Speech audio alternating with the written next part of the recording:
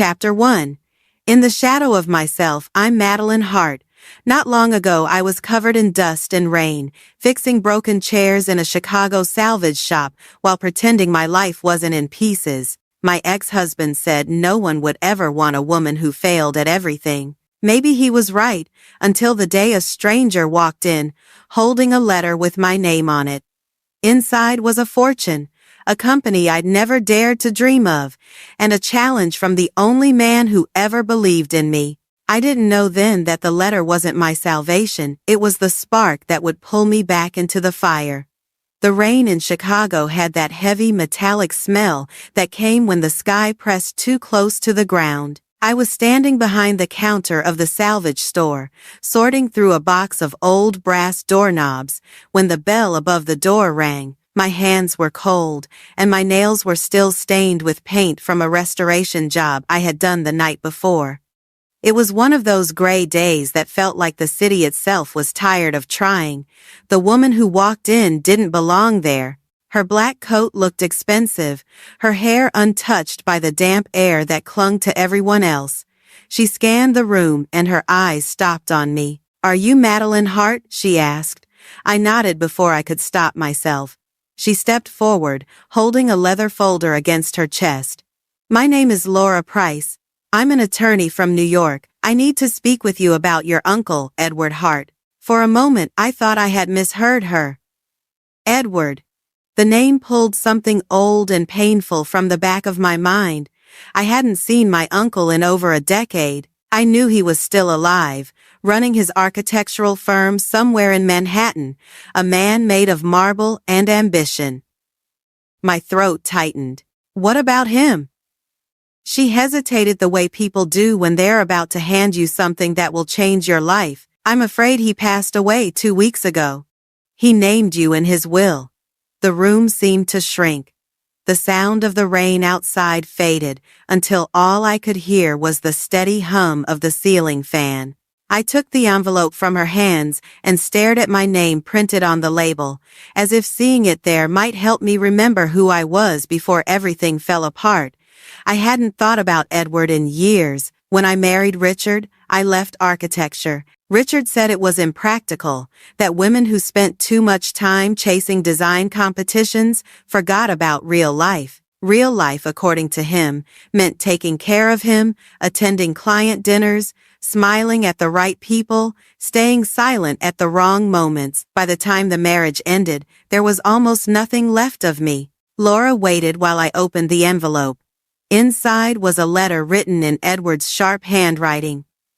It said that I was to inherit 48% of Hart & Co., design and all associated assets, roughly valued at $55 million, but only if I served as chief executive officer for 12 consecutive months. If I failed, everything would revert to a professional trust under the American Architecture Council. I read the words twice before I looked up. There must be a mistake. My uncle barely spoke to me after I married Richard. Laura's tone softened. He was aware of that, she said. His instructions were clear. You are the sole heir. Sole heir. The words sounded like something out of someone else's life. I tried to laugh, but it came out shaky. I can't even hold a steady job right now. I fix broken furniture and live in a studio apartment that smells like rust. Why would he do this? Maybe he believed you needed a second chance. I didn't know what to say. The idea of stepping back into that world felt impossible. I hadn't touched a drafting pencil in years. I didn't even own a laptop anymore. Laura pulled a small tablet from her bag and showed me a copy of the probate filing. The signature was real. The court date was already set. "You don't have to decide today," she said, "but if you choose to decline, the company will be dissolved within a year." When she left, the bell over the door rang again, and the cold air rushed in behind her. I sat down on a stool and read the letter again, tracing the ink with my finger. Edward's voice echoed in my head, the way it sounded when I was a kid and he let me visit his office. He used to say, architecture wasn't about buildings, it was about redemption. You draw because you want to prove the world can still be rebuilt. I looked around the shop. The smell of sawdust, the piles of discarded wood, the people who came in looking for something they could fix. Maybe I belonged here more than I wanted to admit. Still, something inside me stirred. A flicker of the person I used to be, the one who stayed up until sunrise sketching ideas no one else believed in. That night, I went back to my apartment and placed the letter on the table. The radiator hissed, the same tired sound that filled the silence every winter. I pulled out a small portfolio from the bottom drawer of my desk. It was all I had left from my past life, a few pencil sketches, and a photograph of my first building design. Richard had laughed when I showed it to him, said no one would ever build something like that. I ran my fingers over the smudged graphite lines. Outside, the rain had turned to snow, the city lights blurred behind the window pane. I thought about Edward's challenge. 1 year as CEO, a company I hadn't seen since I was 20, a fortune that felt like a burden more than a gift. I imagined the boardrooms, the men in suits, the press releases. I imagined walking into that office carrying nothing but my name. I made a pot of coffee even though it was past midnight. The bitter smell filled the apartment, grounding me. I took the sketch from the portfolio and pinned it to the wall. The paper was yellowed at the edges, but the lines still had life in them. The roof arched like wings, the light spilling through the glass facade. I remembered what it felt like to believe in something that didn't exist yet. By 2 a.m, I was sitting on the floor with my back against the wall, staring at the sketch. I didn't know if I was ready. I only knew that staying where I was felt like drowning slowly. Maybe Edward understood that. Maybe that was why he left me the company. Not because he thought I could save it, but because he knew it might be the only thing left that could save me. The next morning, I called Laura. My voice trembled, but I didn't hesitate. I'll do it. I'll take the position. She exhaled softly, like she had been holding her breath for me. I'll make the arrangements. You'll need to be in New York before the hearing next month. After we hung up, I looked around the apartment again. The walls felt smaller, as if they already knew I was leaving. I packed the sketch into a cardboard tube and set it by the door. My reflection in the window looked unfamiliar, like a ghost I hadn't spoken to in years. The coffee on the table had gone cold. I poured it down the sink, put on my coat, and stepped outside. The snow had stopped, leaving the streets covered in a thin layer of white. The world looked unfinished, waiting for someone to draw the next line. Maybe, I thought. It was time. Chapter 2. The Contested Will. The wind in New York felt sharper than I remembered. It bit at my skin as I stepped out of the cab in front of the courthouse, clutching my coat tighter around me. I hadn't been back since college, and now the city seemed too fast, too bright, like it was daring me to keep up. Laura was already waiting at the steps, calm as always, a folder tucked under her arm. "You're early," she said, smiling faintly.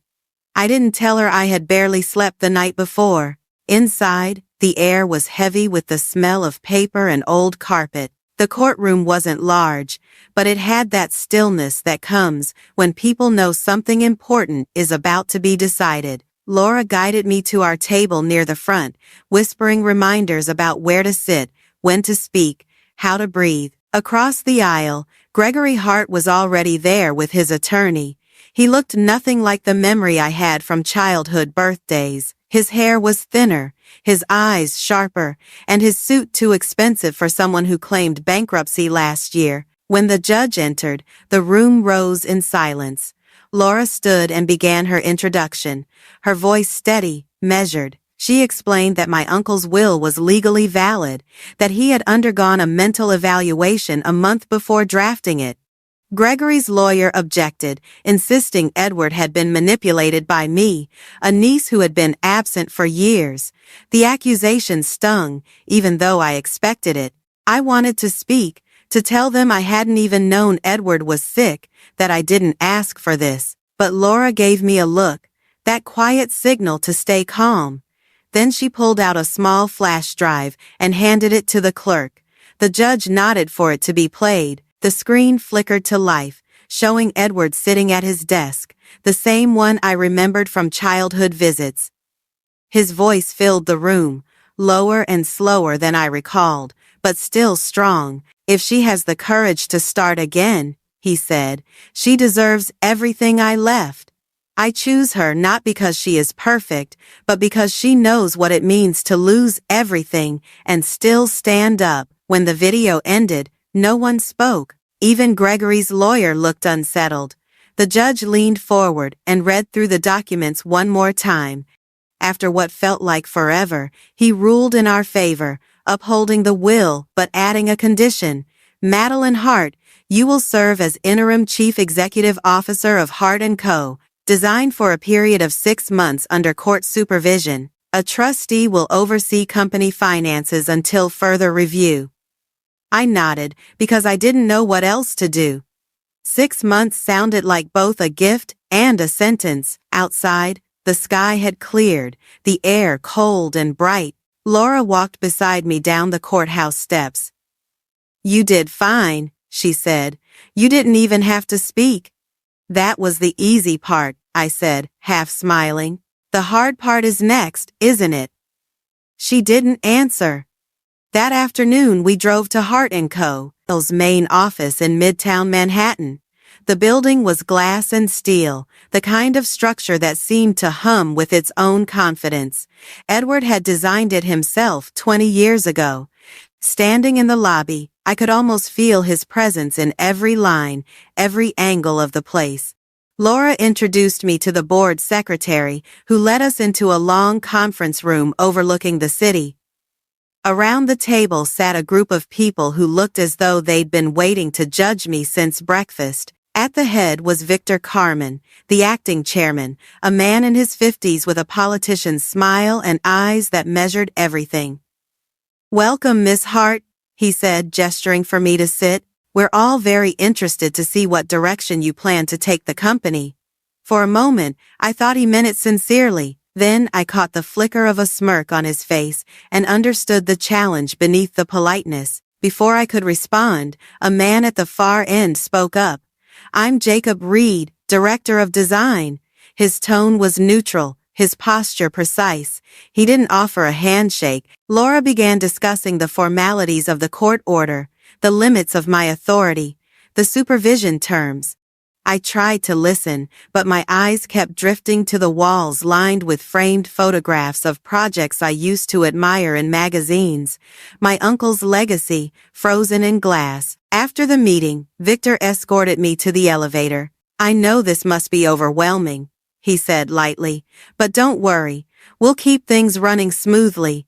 He pressed the button for the lobby and smiled again.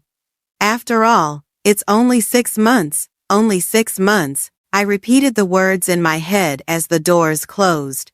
That evening I moved into Edward's old townhouse on the Upper West Side. Margaret Sloan, his longtime housekeeper, greeted me at the door. She was in her 60s now, her hair more silver than I remembered, but her smile was the same. She hugged me tightly.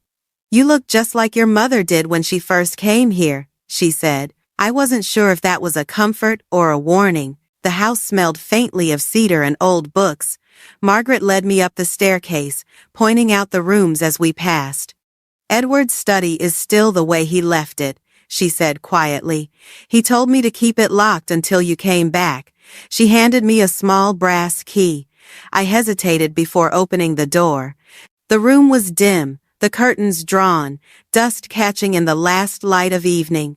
His desk sat in the center, papers neatly stacked, a coffee mug still beside the lamp, as if he had just stepped out. I walked around the room, touching the edges of the drafting table. The models, the sketches pinned to the walls.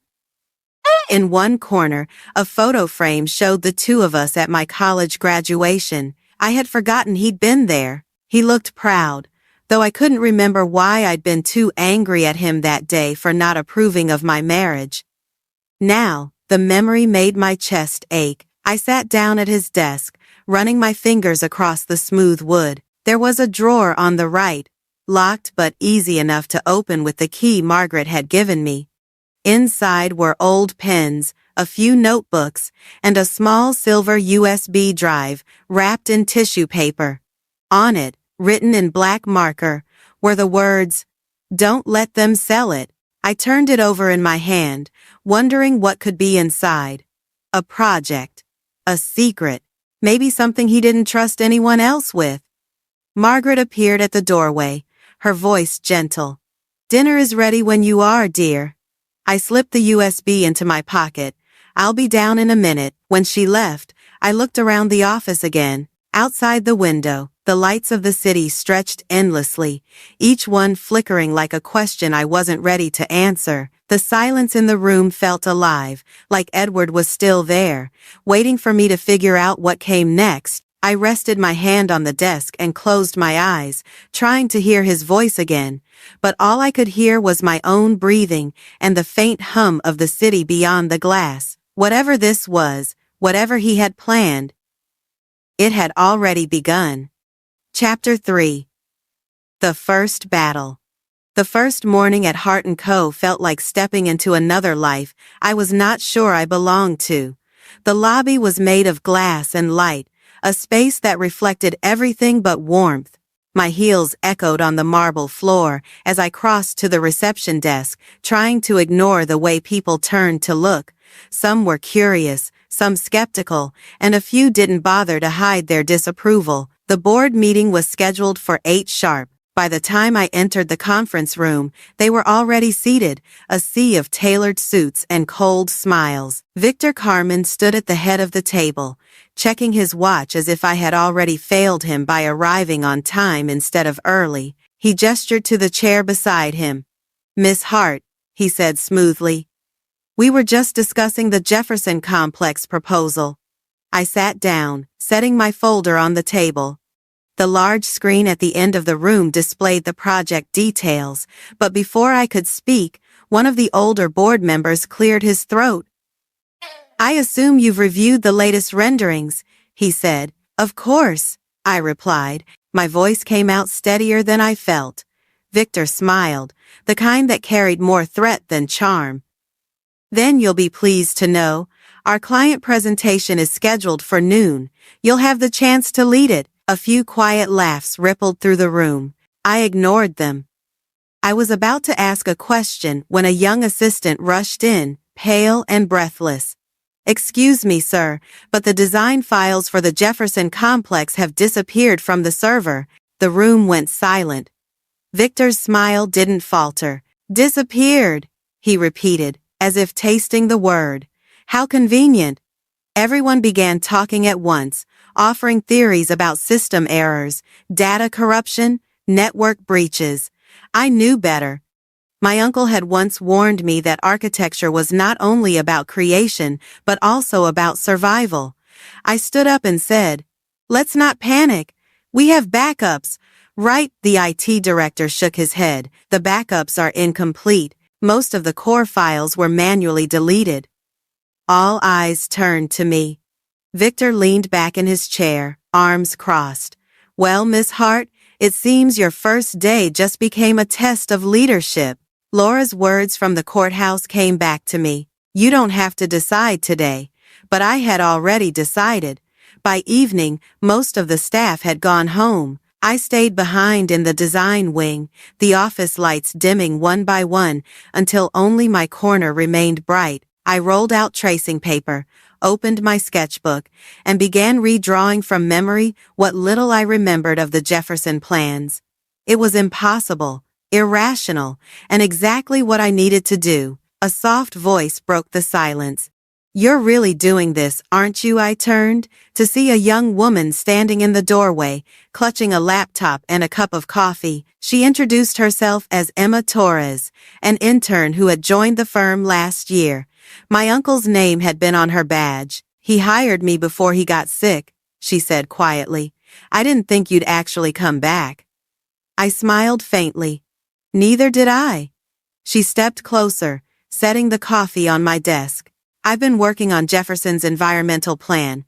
I think I can help." Together we spread out blueprints and models.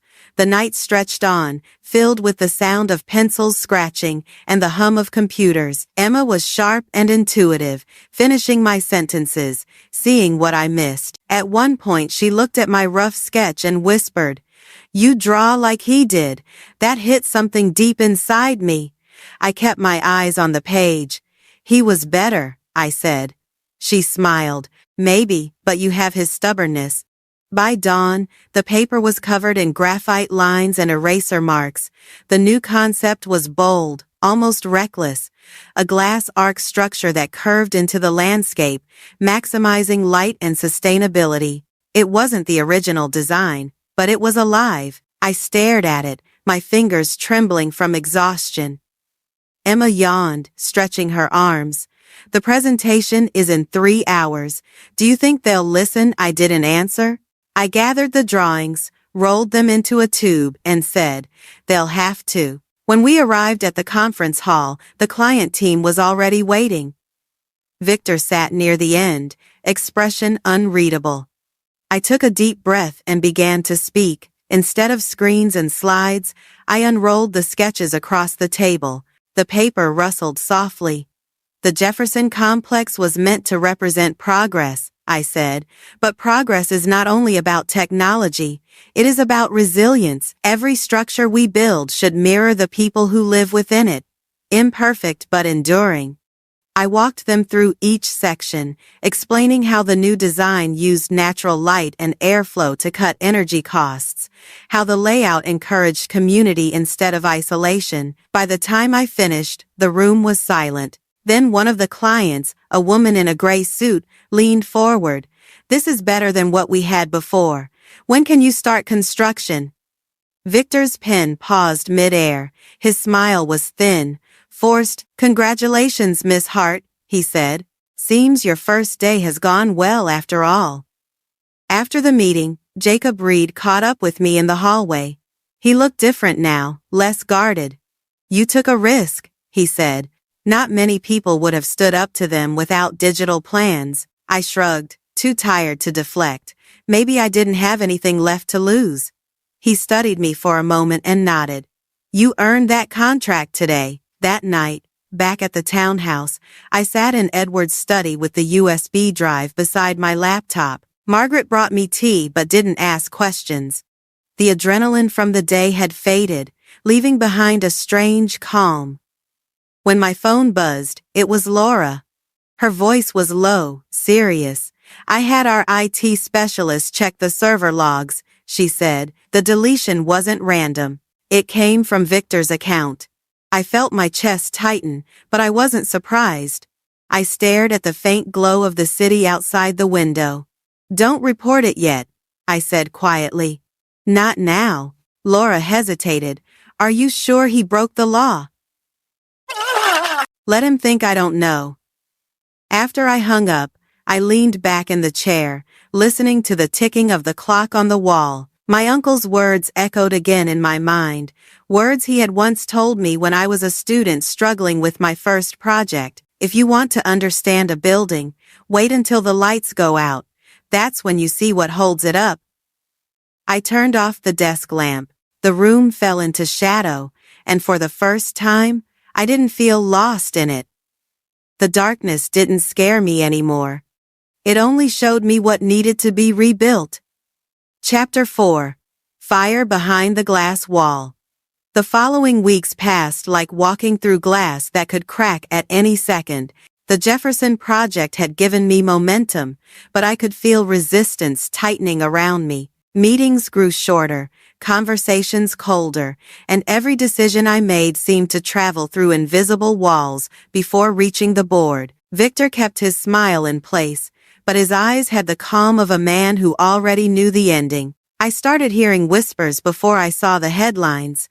A journalist friend sent me a message one morning with a link. The article was titled, "Hart & Co. in Trouble Under New Leadership." The tone was polite on the surface, but soaked in contempt between the lines. It described me as a symbolic female figurehead, chosen for sympathy and headlines rather than merit. The next day, another outlet repeated the same phrases. Within a week, it was everywhere. At first, I tried to ignore it. But when 2 major clients postponed their contracts and a third canceled outright, I realized this was not random. Someone was feeding the story, shaping it carefully. The company's investor line buzzed with questions. The PR team sent me drafts of official statements, all sterile and defensive. None of them would change anything. Jacob came to my office late that evening, the city lights reflecting in the window behind him. "You can't stay quiet," he said. "They're writing your story for you. You need to take it back and say what I asked, that I'm not a symbol, that I belong here." He sat down across from me, folding his hands. "Say the truth. Show them who you are." I stared at the sketches on my desk. One of them was the concept I had kept hidden for years, something Richard used to call a fantasy. A vertical structure made entirely of adaptive glass, capable of adjusting opacity with sunlight, designed to cut energy waste and give each floor its own rhythm of light. I had named it the Smart Glass Tower. Maybe it was time to bring it into the light. 2 days later, we scheduled a press conference in the main atrium of the Hart & Co. headquarters. Laura handled the logistics, while Emma and Jacob helped me prepare the visuals. I spent the night rehearsing, not the speech itself, but the feeling I wanted to convey. It wasn't about defending myself, it was about claiming what was already mine. When the cameras finally flashed and the crowd filled the lobby, I stepped up to the podium. My reflection shimmered in the glass walls around me. "For too long," I began. "Architecture has been treated like a language only a few are allowed to speak. My uncle believed buildings could heal cities, and I still believe that. Today, I want to show you what Hart & Co. is building next." The screens behind me lit up with renderings of the smart glass tower, each panel alive with movement. I described how the structure adjusted to natural light, reduced heat waste, and turned reflection into function. I spoke of community, transparency, and the future Edward had dreamed of. When I finished, there was a pause, and then a wave of applause rolled through the atrium. The next morning, the story broke across every major outlet. The video of my presentation hit 1 million views before noon. Industry journals called it visionary. Investors called to reinstate contracts. For the first time, I saw the staff walk through the office with their heads high again.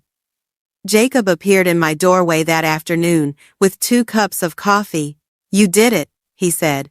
"They finally see what you can do." I smiled, though I didn't let myself feel safe. I knew better than to think victory ever lasted long. That night, I returned home to find my inbox full of messages from reporters, former colleagues, and even Richard's name buried among them. I didn't open his. One subject line, however, caught my eye. No sender name. No subject. Just a small attachment. Against my better judgment, I clicked. The photo appeared instantly. It was me and Jacob, leaving a hotel in Midtown, both of us tired after a client dinner the week before, but the image was cropped, edited to look like we were holding hands, our faces close, our expressions intimate. Another photo followed, showing us stepping into the same elevator. For a few seconds, I couldn't breathe. I scrolled again, realizing the timestamps were rearranged, some even duplicated. It was deliberate. Margaret knocked softly on the study door. "Everything all right, dear?" she asked. I minimized the screen and forced a nod. "Fine, just work." When she left, I stared at the screen again. My first thought was anger, then fear, then something colder. This wasn't random gossip. It was a strike designed to unravel me. I forwarded the email to Laura with a single line. "Find out who sent this." She called within the hour. "Whoever it is, they're careful," she said. "The domain is masked through 3 different proxies, but I checked the metadata on the images. The originals came from a security feed at the Lang Design building. Marcus Lang." The name settled like a shadow in my chest. A rival firm. A man Victor had once called a personal friend. Laura's tone grew cautious. You think Victor's involved, don't you? I do, I said quietly. But we don't go to war yet. Not without proof. Madeline, this could destroy your reputation. Then we make sure it destroys theirs first. After the call, I leaned back in the chair, the glow of the screen washing over me. I remembered the way Victor had looked at me during that first board meeting, polite, certain I would fail. He hadn't expected me to last this long. Outside the window, the skyline shimmered like a field of glass, cold and beautiful. I realized how fitting it was, how fragile things looked from the outside, how easy it was to believe everything was intact until it shattered. The next morning, I met Jacob at a cafe near the office before work. He had already seen the photos. His jaw was tight, his voice low. You think this was Victor? He wants to humiliate you and take the company. I stirred my coffee slowly. Maybe. But if we react, he wins. We stay quiet. We watch. He hesitated. That's not easy for me. I know. It's not easy for me either. When I arrived at the office, Victor greeted me with his usual charm. Quite the media sensation, he said, tapping a newspaper folded on his desk. Let's hope it lasts. I met his gaze. It will, I said, and so will I. That night, Laura called again. I traced the email trail further, she said. The images were uploaded from a private server registered under a subsidiary of Lang Design Group. The confirmation didn't shock me anymore. It only made things clear. Thank you, I said. But don't contact them. Not yet. What are you planning? She asked. Just collecting blueprints, I answered. You can't build a defense without knowing the structure of the attack. After I hung up, I opened the USB again, the one from Edward's drawer. The files were still encrypted, the labels still echoing in my mind. Don't let them sell it. Maybe he had known this day would come. Maybe this fight wasn't new at all, just another version of one he had already started. I closed the laptop and sat back. The city lights reflected on the window, like fire behind glass. Somewhere out there, Victor and Marcus were already moving their next piece across the board. But for the first time, I felt ready. The glass might crack, but I had learned how to build again. Chapter 5. The Ghost from the Past. The city had barely caught its breath from one storm before the next one began. I was in a meeting with the design team when my phone started buzzing, over and over, vibrating against the conference table like a warning. Emma whispered that the news was everywhere. I opened one of the messages, and there he was on the screen. Richard. He sat across from a talk show host, perfectly composed, wearing the same smirk he used to wear when he won an argument. His voice was calm, almost gentle. I invested in Madeline's early projects. Every idea she has now was built from my funding. I trusted her. I supported her. And then she left, taking everything, including what was mine. The host leaned forward. Are you saying she used your money to take over Hart & Co.? Richard gave that slow, deliberate nod that always came before one of his manipulations. That's exactly what I'm saying. By the time the segment ended, the words had already spread through the press. Every network, every feed, every business blog carried his accusations. By nightfall, he had filed a lawsuit demanding half my assets and a formal audit of Hart & Co. The next morning, the tabloids painted him as the betrayed genius, the man behind the woman who stole his legacy. I recognized his strategy immediately. He was not trying to win. He was trying to drag me back into the same darkness I had barely escaped. Laura came to the office early, carrying a folder thick with papers. He's claiming joint ownership of your premarital designs, she said, flipping through the documents. But look at the timestamps. These sketches predate your marriage by almost 2 years. He's lying. I leaned back in my chair, the anger inside me cold instead of burning. That's what he does. He lies until the truth feels like fiction. Laura's tone softened. Then we show them proof. Not just financial. We show them what kind of man he really is. I nodded. I'll give you everything. That night, I opened a box I had kept buried in my closet since the divorce. Inside were photographs, receipts, handwritten notes, even a voice recorder I used once to document his threats after a fight. I hadn't wanted to look at them again, but as I held the device, I remembered every moment that had shaped the silence I carried. One recording started with the sound of glass breaking, then his voice, low and dangerous. "You don't get to leave me, Maddie. You don't exist without me." I stopped the playback and sat there for a long time, the city noise faint through the window. I didn't feel fear anymore, only exhaustion. When I met Laura the next day, I handed her the recorder and the documents. "He can destroy my name, but he doesn't get to rewrite my history," I said. We filed our response within the week. The legal team built a timeline of every deposit, every contract, every design credited to me alone.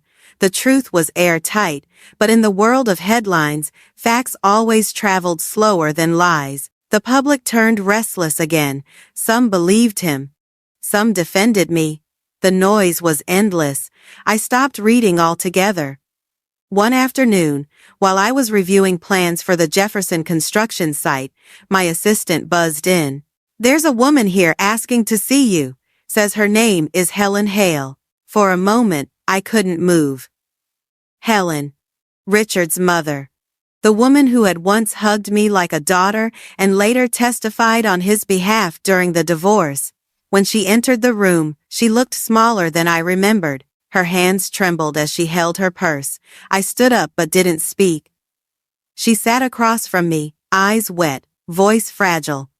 "I know I shouldn't have come," she said, "but I needed to tell you something." I waited. I believed him. I believed every word he said about you, that you were cold, that you ruined him. But now I see what he's become. He's drinking again. He's angry all the time. He blames you because he can't face himself. I felt the air tighten in my chest. Helen reached for a tissue, shaking. "He's destroying himself, Madeline. I can't stop him, and I can't watch him anymore. I just wanted you to know, I'm sorry." Her apology was soft but heavy. It was not forgiveness I had expected, yet it felt like something unspoken had finally loosened its hold on me. I reached across the table and touched her hand. "Thank you," I said. "That's more than I ever thought I'd hear." After she left, Jacob walked in, holding a folder. I didn't even notice him until he closed the door. His expression was serious. "I think you need to see this." Inside the folder were financial records, linking a private fund from Lang Design Group to a new law firm, Richards, the same firm that had filed the lawsuit against me. I looked up at Jacob. "You're sure about this?" He nodded. "Positive. The transfers were hidden under a consulting account. Marcus Lang's name isn't on the surface, but it's his money." I leaned back, the weight of it settling slowly. So this was the plan. Victor and Marcus couldn't break me inside the company, so they dragged my past into the fight. Jacob frowned. "They're trying to corner you from both sides." "Then we stay still," I said. "Let them think they're winning." He studied me. "You don't look scared." I smiled faintly. "I've already been through worse." That night, I walked through the empty halls of the office, lights flickering against the glass walls. Every reflection showed a different version of me, one that was broken, one that was rebuilding, and one that refused to disappear. I stopped by Edward's old model of the smart glass tower, still displayed in the lobby after the press conference. I touched the curve of the glass. He used to say that transparency was the hardest thing to build, that it required strength, not fragility. Maybe that was the lesson I was meant to learn now. Not how to fight louder, but how to stand still in the storm until the truth made its own noise. When I reached my office again, the city lights outside looked softer. I turned off my phone and closed the door, the world's chaos fading behind me. I knew the battle was far from over, but I also knew one thing Richard and his allies never would: the difference between revenge and justice. Justice waits, revenge burns, and I had learned to wait. Chapter 6. Edward's Legacy. The night was quiet, except for the rain against the windows. I was working late in Edward's study, surrounded by stacks of files that never seemed to end. Margaret knocked softly before stepping inside, holding a small wooden box. Her expression carried something between hesitation and duty. "I found this behind the bookshelf when I was cleaning," she said. "It had your uncle's name on it." Inside the box was a flash drive and a folded note written in Edward's familiar hand. I recognized the way he looped the letters, deliberate but steady. It only said, "Watch the second file." I turned on the old computer in the corner, the same one he used for personal archives, and waited as the screen flickered to life. The video showed Edward sitting in his office, the same desk where I now Saturday. His face looked tired but calm, the lines around his mouth deeper than I remembered. "If you protect the soul of Hart & Co., he said, "the money will follow. Don't let them turn this place into another profit machine. It was built to serve people, not power. There is one project I never finished. You'll find it on the USB. Finish it for me." When the screen went black, I sat for a long moment, listening to the rain. Then I opened the files on the USB. Inside were dozens of sketches and structural drafts. The title read, "The Renewal House." It was a community center for the homeless, designed to provide shelter, workshops, and a shared garden. The plans were incomplete, but the vision was unmistakably his. The next morning, I brought the idea to the design team. Most of them were skeptical. The project had no funding, no investors, no guarantee of profit, but Emma's eyes lit up when she saw the renderings. "He told me about this once," she said quietly. "Before he died, he said it was his way of giving back to the city that made him. That was enough for me." We began working after hours, using leftover materials and unpaid overtime. Emma called her brother, Ben Torres, a structural engineer working in Brooklyn. He agreed to help for free, at least until we could secure real funding. Weeks passed. The site chosen was an old industrial lot in Queens, owned by one of our partner developers. We pitched it as a low-cost, socially responsible project, something to boost the firm's public image. The board reluctantly approved a small budget. Victor signed the paperwork without expression. I could see in his eyes that he didn't care either way. He thought it would die quietly, but it didn't. The renewal house began to take shape faster than anyone expected. Ben's designs made it structurally efficient. Emma coordinated volunteers. I spent every evening at the site, walking through steel frames under the pale light of construction lamps. The smell of wet cement mixed with the sound of rain, and for the first time in months, I felt peace. Then one morning, the accounting department sent an urgent notice. The project's budget had been cut, no explanation. I called the finance director, but he avoided my questions. Later that afternoon, Laura walked into my office, holding a printout. She didn't speak until she laid it in front of me. It was a transfer record. A large portion of our development fund had been moved to a shell company under Victor's name. "He took the money," she said quietly, "redirected it to his private deal in Miami." My stomach tightened. He wanted to starve the project. I met with the team that evening. Emma looked close to tears. "Without that funding, the workers will walk," she said. Ben ran a hand through his hair. "We can stall for a week, maybe two, but after that we'll be out of materials." I didn't think, I just said, "Keep building. I'll find the money." That night I went home, looked at the car I had driven since the day I left Richard, and decided to sell it. The next morning, the sale went through. It wasn't much, but it was enough to keep construction alive another month. When the crew found out, They offered to volunteer weekends. I told them no, but they showed up anyway.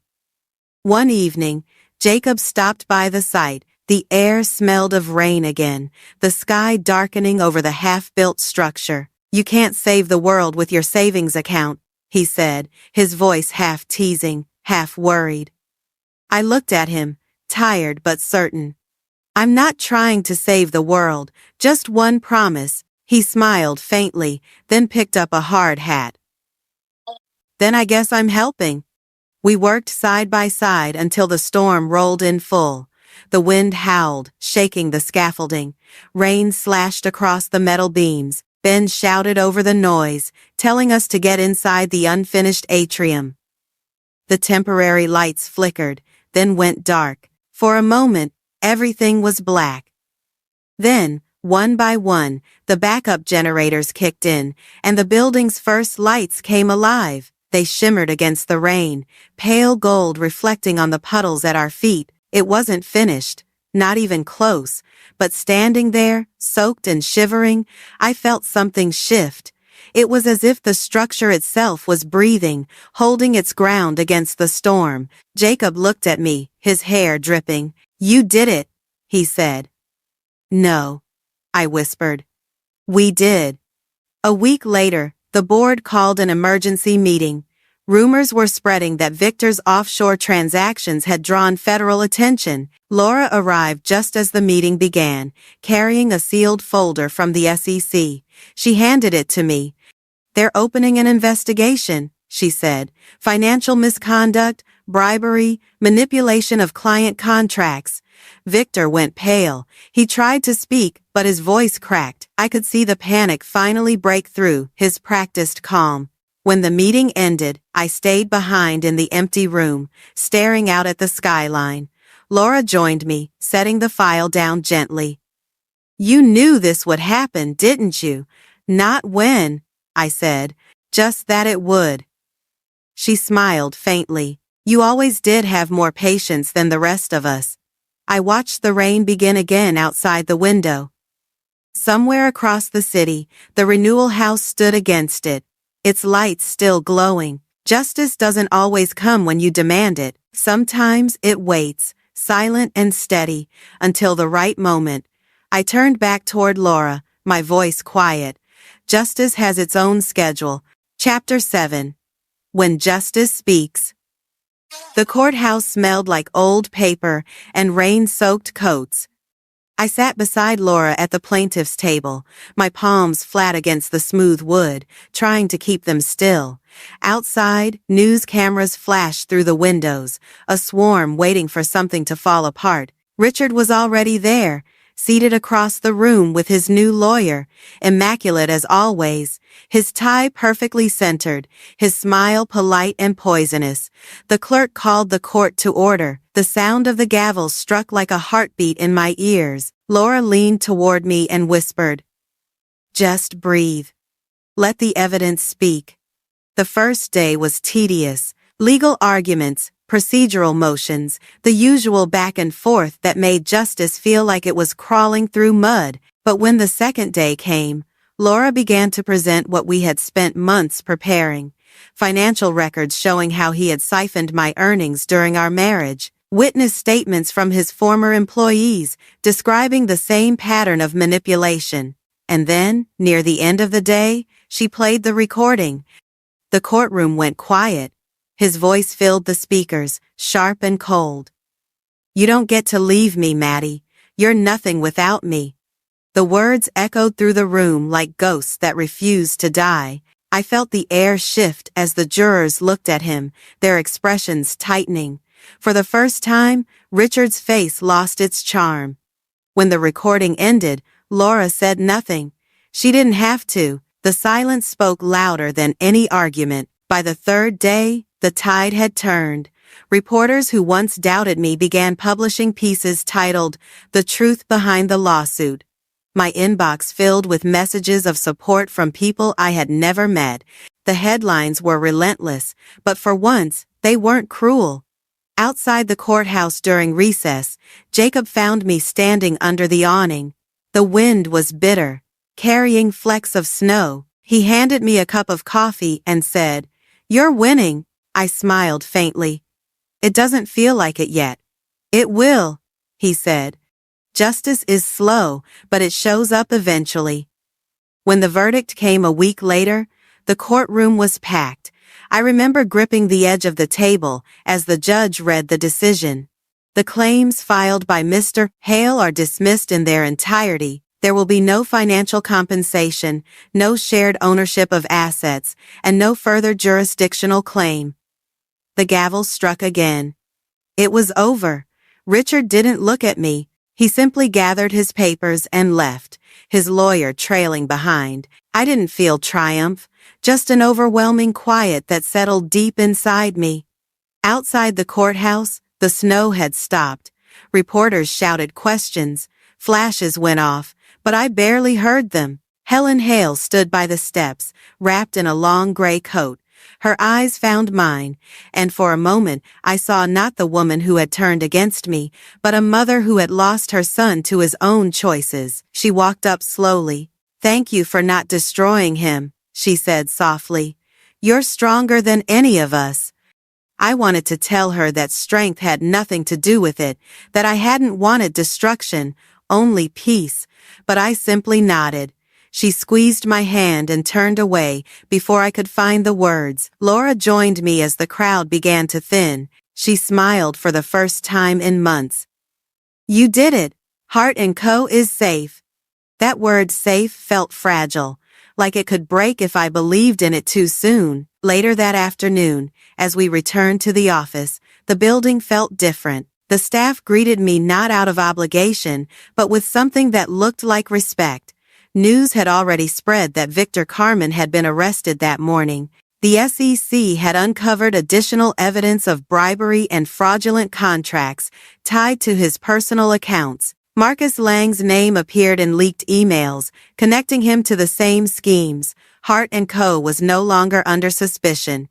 It was vindicated. Gregory Hart, who had once contested Edward's will, sent a short message through his lawyer. He was withdrawing his claim, no apology, just silence. Sometimes that was enough. That evening, Jacob stopped by my office. The lights of Manhattan stretched beyond the glass wall behind him, endless and indifferent. He leaned against the doorway, watching me pack away the last of the court documents. "So," he said, "you've redesigned your life." I laughed quietly. "It still needs work. Then let me be part of it." His words were simple, but they landed with a warmth that broke through the exhaustion. I didn't answer right away. I just met his eyes and felt something steady there, something I hadn't trusted in years. I nodded once. That was enough for now. When he left, the office was silent except for the hum of the heating vents. I sat at my desk, tracing the edge of a letter that Margaret had left for me earlier that day. She had found it while cleaning Edward's study again. It was addressed to me, dated 10 years earlier.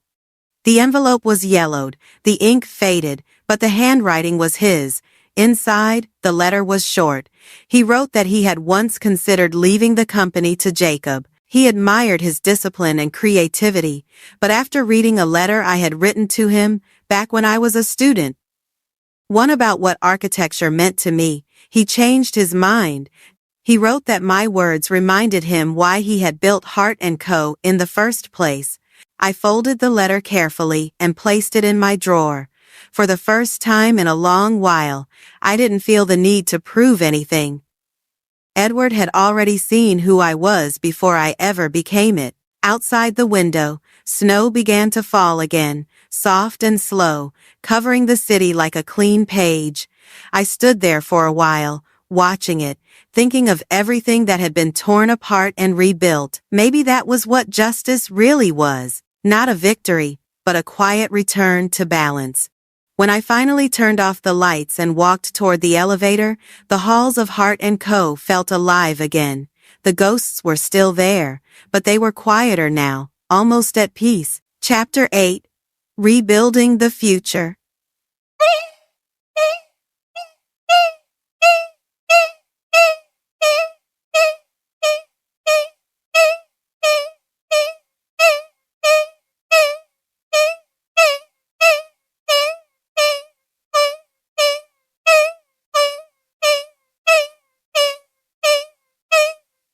The headlines had long moved on to new scandals, new names, new stories. But inside Hart & Co., life had found a rhythm again. The offices were brighter now, both in color and spirit. The whispers had faded. The fear had gone. People smiled in the hallways. I had completed my 12-month term as CEO. The court's supervision order had long expired, and the board offered me a choice: stay in power or step aside and redefine my role. I chose the latter. I had no desire to rule, only to build. So I created the Hart Fellowship, a foundation under the company's name to fund and mentor young architects from public universities, the kind of dreamers who reminded me of who I once was. Emma was the first to apply, and the first to be accepted, though I told her she didn't need to. She laughed and said she wanted to earn it properly. She did. Within months, her designs started gaining attention across the industry. Her brother Ben joined as a consultant for sustainable design. Watching them thrive was the kind of success I had stopped chasing but was finally ready to appreciate. By spring, the renewal house was complete. The city council in San Francisco invited me to its dedication ceremony. When I arrived, the building stood tall and graceful, the glass walls glinting under the California Sunday. The scent of new paint and cedar filled the air. The courtyard buzzed with families, volunteers, and press. For the first time, the structure wasn't just a project. It was alive, full of voices and movement, everything Edward had imagined. The ribbon-cutting ceremony drew more people than I expected. As I stood near the podium, Helen Hale appeared at the edge of the crowd. Her gray coat fluttered in the wind, and for a moment I wondered if I was imagining her. When she approached, I noticed how much older she looked, her posture slower, her eyes softer. She took my hand without saying anything at first. Then she whispered, "My son finally understands, but it's too late." I didn't ask what she meant.